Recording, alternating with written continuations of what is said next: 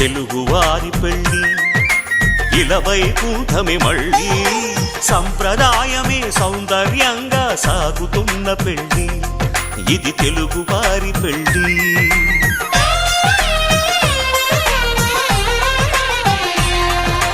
తెలుగువారి పెళ్ళి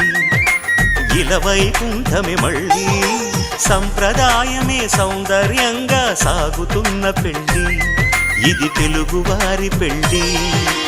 ఒకరికి ఒకరని అనుకుంటే అదే నిశ్చితార్థం ఆ నిర్ణయానికి తలవంచడమే పెళ్ళి అంతరార్థం శతమానం భవతి అంటుంది శ్రావణ మాసం శ్రావణ మాసం శ్రావణ మాసం తెలుగువారి పెళ్ళి ఇలవైకుంఠమే మళ్ళీ